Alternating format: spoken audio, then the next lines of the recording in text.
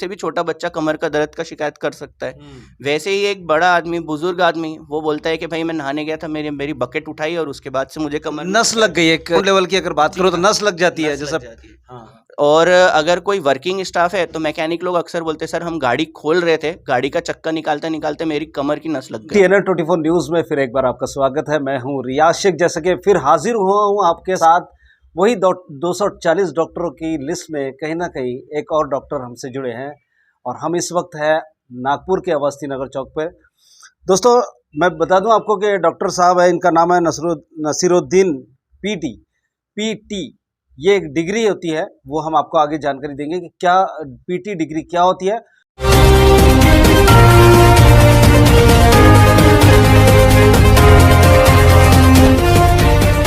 हम जानने की कोशिश करेंगे वो बातें जो आप तक के नहीं पहुंच पाई है।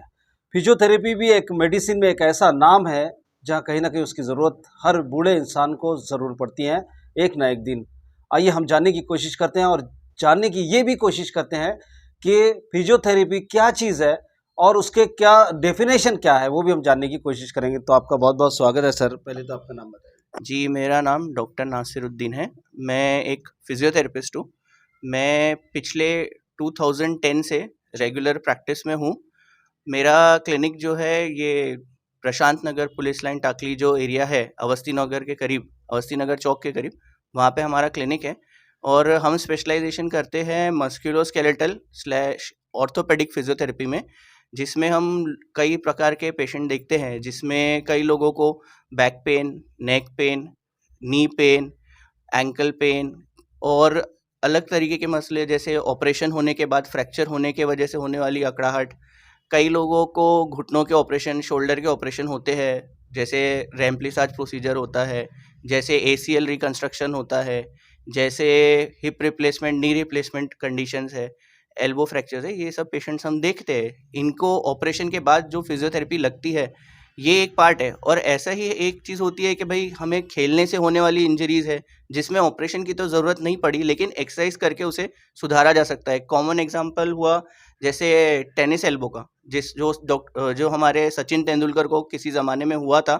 आज वो उससे पूरा बाहर आ चुके हैं। उन्हें ऑपरेशन तो करना पड़ा, पर पहले वो फिजियोथेरेपी करके काफ़ी मैनेज किया उन्होंने उसे, और फिर उन्होंने बाद में ऑपरेशन के उस। तो हम हैं इस वक्त अवस्थी नगर चौक नागपुर में और यहाँ ये हॉस्पिटल है और यहाँ हम पूरी तरह से, क्योंकि ये अभी ट्रेलर था जो आपने सुना, तो अब और इसकी तह तक जाने की हम कोशिश करेंगे। सर कितने सालों से आप यहाँ अपनी सेवाएं दे रहे हैं? जी, मेरा क्लिनिक जो है इसका नाम रिकवर फिजियोथेरेपी क्लिनिक करके है, और यहाँ हम 2015 से प्रैक्टिस कर रहे हैं जाफर नगर एरिया में। अभी अल्हम्दुलिल्लाह लगभग 9 साल होते आ रहे हैं। हमारा अक्टूबर में 9 इयर्स कंप्लीट हो जाएगा यहाँ का। क्या फिजियोथेरेपी में कितने किस्म के कोर्सेस होते हैं या कितने डॉक्टर होते हैं अलग अलग तरह से? फिजियोथेरेपी में मेजरली 4 ब्रांचेस होती है, जी। जो आपके बैचलर कंप्लीट होने के बाद आप करते हैं। जिसमें पहली ब्रांच होती है ऑर्थोपेडिक या मस्कुलोस्केलेटल फिजियोथेरेपी बोलते हैं। सेकेंड ब्रांच है कम्युनिटी फिजियोथेरेपी होती है, जिसमें हम ये समझ सकते हैं कि बूढ़े लोग हो गए, गवर्नमेंट की लॉज हो गई जो हैंडीकैप लोगों के लिए एप्लीकेबल कैसे है, और फीमेल पर्टिकुलर हेल्थ का उसमें पार्ट होता है, और general fitness awareness in multiple systemic illnesses में उन लोग देखते हैं। उसके बाद में तीसरी ब्रांच होती है कार्डियो एंड पल्मोनरी फिजियोथेरेपी, जिसमें आपके हार्ट और लंग के होने वाले चीज़ों की एक्सरसाइजेज, और आफ्टर ऑपरेशन बाईपास हो तो उसका ट्रीटमेंट होता है और उसकी एक्सरसाइजेज होती है। और ऐसे ही एक न्यूरो फिजियोथेरेपी होती है, जिसमें अक्सर औकात आप देखते हैं कि जब घर में किसी को पैरालिसिस हो जाए तो उसका एक्सरसाइज करके उसको वापस नॉर्मल एक्टिविटी में रिस्टोर किया जाता है। आप तीनों में से आपकी स्पेशलिटी कौन सी है? जी, मेरी स्पेशलिटी मस्कुलोस्केलेटल ऑर्थोपेडिक फिजियोथेरेपी है। हम इसमें हड्डियों और जोड़ से रिलेटेड पेशेंट्स को देखते हैं। वैसे क्या है, क्या मतलब एक ये बताइए कि आप कैसे यहाँ जब पेशेंट आते हैं तो उसको जैसे एक नस लग जाए या हड्डी फ्रैक्चर हो जाए तो कैसे आप उसको करते हैं? देखिए, पेशेंट को जो गद्दी सरकने की तकलीफ होती है, अक्सर इसमें कमर में एक बलून के जैसा एक स्ट्रक्चर होता है, जिसके बीच में एक बटन जैसी चीज़ होती है। ये जो बलून स्ट्रक्चर होता है, ये बहुत टाइटली बाइंडेड स्ट्रक्चर समझना चाहिए इसे, ना कि लूजली आप बलून। मैं बोल रहा हूँ काफ़ी लूजली कि बलून जैसा होता है, क्योंकि ये जब दबता है तो ये बाहर की तरफ निकलता है। ये जब बाहर निकलेगा तो आपकी नसों को दबाएगा, लेकिन ये बाहर निकलना एक बार में नहीं होता है, ये रिपीटेडली आपके गलत पोस्चर, गलत एक्टिविटी करना या गलत तरीके से वजन उठाने से होता है, जो इसके अंदर में रहने वाली एक छोटी सी डिस्क होती है उसको बाहर की तरफ पुश कर अच्छा, ये देता है। जवानों को ही होती है या सिर्फ बूढ़ों को ही होता है ये शिकायत कॉमन है, किसी भी एज में हो सकती है। Bad activities are primary cause. इसमें आप ये समझ के चलिए, बैड एक्टिविटीज में वो प्रॉब्लम्स है जिसमें हमने कोई भी चीज़ को गलत तरीके से उठा लिया। अब छोटे ही बच्चे स्कूल जा रहे हैं, बैग यूज कर रहे हैं, तो बैग की वजह से छोटा बच्चा कमर का दर्द का शिकायत कर सकता है। वैसे ही एक बड़ा आदमी, बुजुर्ग आदमी, वो बोलता है कि भाई मैं नहाने गया था, मेरी बकेट उठाई और उसके बाद से मुझे कमर में नस लग गई, लग जाती है नस लग जैसा। जाती है। हाँ, और अगर कोई वर्किंग स्टाफ है तो मैकेनिक लोग अक्सर बोलते हैं सर हम गाड़ी खोल रहे थे, गाड़ी का चक्का निकालते निकालते मेरी कमर की नस लग गई। नस लग तो ये कुछ प्रोफेशंस की वजह से होता है, और कई बार खेलते खेलते भी होता है। भाई आप क्रिकेट गई।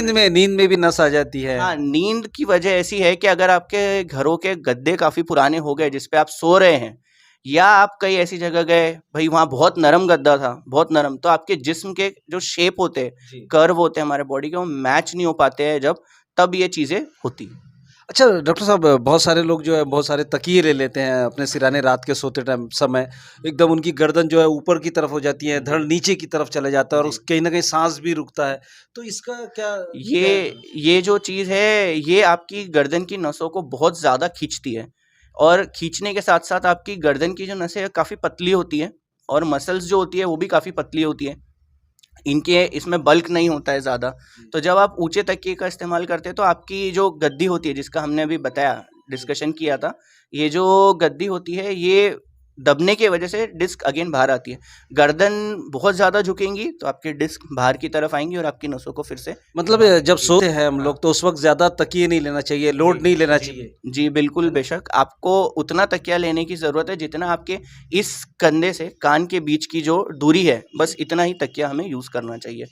ताकि जैसे अगर हम बैठे हैं, अभी मैं बैठा हूँ, मैं सीधा बैठा हूँ तो मेरी गर्दन सीधी है, सोते समय भी गर्दन सीधी ही होनी चाहिए। ऐसे ना हो कि भाई आप सो रहे हैं और आपकी गर्दन एक तरफ झुक गई।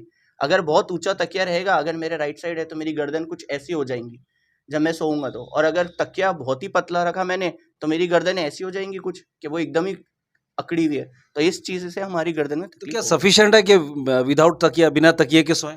नहीं, विदाउट उससे कोई तकिया, नुकसान है बिना तकिए जी के? हाँ, बिना तकिए के सोने से भी नुकसान है कि आपकी गर्दन बिना तकिए के इस तरीके से एक तरफ हैंग हो जाएंगी जब आप सोएंगे तो। जी। अनफॉर्चुनेटली इसके हैंग होने से इस तरफ की नसें खिंचेंगी और इस तरफ की नसें दब जाएंगी, तो उससे आपके हाथों में दर्द आने की पूरी पूरी संभावना तो रहेगी। तकिया ले सकते हैं लेकिन छोटा ले सकते हैं, मीडियम ले सकते हैं। मीडियम हाइट का तकिया लीजिए जो आपके कंधे और कान के बीच की जगह को फुल करे। जब हम सोए तो पीछे से आप फोटो लेके देख सकते हैं कि भाई हमारी गर्दन बिल्कुल स्ट्रेट है और तकिया हमारा जो है बिल्कुल कंधे के बीच से शुरू हो, या हमारे इस टिप से, शोल्डर टिप से लेके आपके कानों तक। डॉक्टर साहब, मैंने देखा है और कई बार सुना भी है कि कई लोगों के जिनको नस लग जाती है तो वो किसी से भी मालिश करवा लेते हैं, नस की तेल से मालिश कर लेते हैं। क्या वो उचित है, करना सही है? देखिए, वक्तिया तौर पे तो दर्द हो सकता है कम हो जाए या बढ़ भी जाए। बढ़ने की वजह हो सकती है कि आप जब मसाज करें, आप रगड़ के करेंगे और मसल्स में अकड़ाहट आई इसलिए थी कि अंदर की जो नसें है वो ज़ख्मी हो गई है, या बार-बार होने से वो इरिटेट हो गई या चिढ़ गई है कि भाई हम पे इतना ज़्यादा तान दिया जा रहा है कि अब हम इसको सहन नहीं कर सकते। तो अगर वो और अकड़ जाए तो फिर नेक का मूवमेंट ही नहीं होगा। जैसे कई बार लोग बोलते हैं हमने मसाज किया और उसके बाद हम आपके पास आए दिखाने के लिए, लेकिन अब तो सुबह जो दर्द था उससे ज़्यादा है, अब गर्दन पलट नहीं रही, अब तो पूरी ही अकड़ गई है। तो जब ऐसा होता है तो उस सिचुएशन में आपकी गर्दन की मसल्स जो प्रोटेक्ट कर रही थी, थोड़ा मूवमेंट अलाउ कर रही थी, अब वो पूरे तरीके से उसने खुद नर्व की सेफ्टी को ध्यान में रखते हुए खुद को अकड़ा लिया है, ताकि अब मैं अकड़ गई हूँ तो अब मैं एटलीस्ट मूवमेंट नहीं होऊंगा तो नर्व और डैमेज नहीं होंगी। क्योंकि अकड़ाहट का प्राइमरी रोल ही है कि नस को डैमेज होने से फर्दर बचाना है, वो और ज़्यादा डैमेज ना हो और ज़्यादा ख़राब ना हो, इसलिए ही मसल्स अकड़ती है हमारी। कितने पेशेंट आ जाते हैं आपके दिन भर? जी, हमारे पास में रोज़ पेशेंट एवरेज में आप पकड़ के चलिए 15 से 20 के आसपास पेशेंट्स हम देखते हैं। हमारा प्राइमरी आइडिया यही रहा है कि पेशेंट को ट्रीटमेंट अच्छे से अच्छा मिले, उसे समय बराबर दिया जाए, ना कि बहुत ज़्यादा जल्दी करके उसे एक पर्टिकुलर ग्रुप ऑफ एक्सरसाइज सिखाने से ज़्यादा इम्पोर्टेंट है कि उसको पूरा होलिस्टिक ट्रीटमेंट हो, उसका लॉन्ग टर्म अंडरस्टैंडिंग के साथ रिहैब हो, अच्छे से उसकी मसल्स इंप्रूव हो, ताकि वो हमारे पास दोबारा ना आए, या तो ये कहे आके कि सर अब वो प्रॉब्लम से मैं पूरी तरीके से मुक्त हो चुका हूँ, अब मुझे उसकी कभी याद भी नहीं आती कि मैं कभी इस तकलीफ से गुजरा हूँ। ज़्यादातर जिनकी एज ज़्यादा हो जाती है, बुजुर्ग इंसान, उनको ज़्यादा ये प्रॉब्लम देखने में आती है, जी। तो वो भी क्या डेली आते हैं? हाँ, फिजियोथेरेपी में सेशंस तो रेगुलर ही रहते हैं, क्योंकि मसल्स की एक क्या बोलेंगे हम, मानसिकता होती है कि जब आप उन्हें एक्सरसाइज के लिए स्टार्ट करते हैं तो शुरू में वो सीख नहीं पाती है, क्योंकि वो काफ़ी सालों से एक बुरी तरीके को या एक बुरे पैटर्न को फॉलो कर रही है। तो उसे सही पैटर्न को फॉलो करने के लिए थोड़ा समय लगता है। पहले 7 दिन तो उन्हें मसल्स के मूवमेंट समझने में जाते हैं पेशेंट्स को, और आम तौर पे क्या होता है कि जब ये पहले 7 दिन निकलते हैं तो पहले 7 दिन में जो मसल ने मेमोरी गेन की है उसे उसको अपने सेंट्रल प्रोसेसिंग में जाए या ब्रेन में उसका आदत बन जाए कि भाई अब मैं सही कर रहा हूँ। इसके लिए उसे फर्दर कुछ टाइम की ज़रूरत लगती है। आमतौर पे 1 महीने का टाइम सही होता है, जिसमें आप अपनी गर्दन या कमर का जो दर्द है उसको अच्छे से इलाज करके ठीक कर सकते हैं। क्या एक डॉक्टर के नाते आप क्या एक अच्छा सा मैसेज देना चाहते हैं सभी देशवासियों को, क्या आपकी फिजियोथेरेपी के हिसाब से? देखिए, फिजियोथेरेपी के हिसाब से तो हम ये बोलेंगे कि आप हमेशा ये पूछ के जाइए जिस फिजियोथेरेपिस्ट के पास जाए कि सर आपका सुपर स्पेशलाइजेशन या स्पेशलाइजेशन किस चीज़ में। देखिए, आज हम एमबीबीएस डॉक्टर के पास जाते हैं, उनसे ट्रीटमेंट लेते हैं तो हम जानते हैं कि वो एमबीबीएस है, उनका बैचलर है। लेकिन जब हार्ट और लंग्स की कोई शिकायत हो या किडनी का प्रॉब्लम हो तो हम स्पेशलिस्ट के पास जाते हैं। वैसे ही वो एमडी होते हैं स्पेशलिस्ट, और वैसे ही फिजियोथेरेपी में स्पेशलिस्ट जो इस प्रॉब्लम को देखता है वो ऑर्थोपेडिक फिजियोथेरेपिस्ट होता है। जो जैसे एक ऑर्थोपेडिशियन हमारी हड्डियों की तकलीफ देखते हैं, वैसे ही एक ऑर्थोपेडिक फिजियोथेरेपिस्ट इसके लिए बिल्कुल परफेक्ट इंडिविजुअल है, जिसे एक्सरसाइजेस ज़्यादा बेहतर तरीके से पता है। जैसे हार्ट के डॉक्टर आमतौर पे कभी आप सुनेंगे नहीं कि वो किडनी के बारे में ओपिनियन देंगे या हड्डियों का ओपिनियन देंगे। वो अक्सर बोलेंगे नहीं भाई, आप हड्डी वाले डॉक्टर से कंसल्ट करिए। वैसे ही एक फिजियोथेरेपिस्ट जो मस्कुलोस्केलेटल फिजियोथेरेपिस्ट रहता है, वो आमतौर पे हड्डियों वाले ही पेशेंट देखता है, वो कभी हार्ट के पेशेंट नहीं देखता है। वो आगे कभी ब्रेन के पेशेंट्स नहीं देखते, क्योंकि उसके स्पेशलिस्ट अलग होते हैं। उसकी 3 साल की अलग-अलग सबकी पढ़ाई है, तो जब वो पढ़ते हैं तो उनका ऐसा स्किल डेवलप। तो रिकवर हॉस्पिटल में हम लोग यहाँ थे मौजूद, अवस्थी नगर चौक। एक बार एड्रेस बता दीजिए सर। जी, हमारा एड्रेस है ये शॉप नंबर 1 है, महाराजा अपार्टमेंट में, पुलिस लाइन टाकली, प्रशांत नगर, नियर स्टेट सीआईडी हेडक्वार्टर के पास। और हमारे क्लिनिक आने का ज़्यादा आसान रास्ता ये है कि आप किसी से भी पूछिए अवस्थी नगर या सीआईडी हेडक्वार्टर, तो आप यहाँ पहुँच सकेंगे। बहुत बहुत शुक्रिया TNN 24 न्यूज़ चैनल से जुड़ने के लिए सर। जी, शुक्रिया।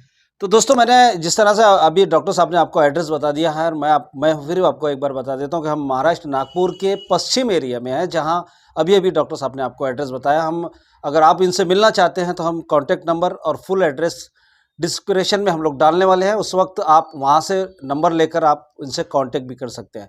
तो इसी तरह खबरों को देखने के लिए बने रहिए मेरे साथ लगातार TNN 24 न्यूज़ चैनल पर, रियाज शेख के साथ। जय हिंद।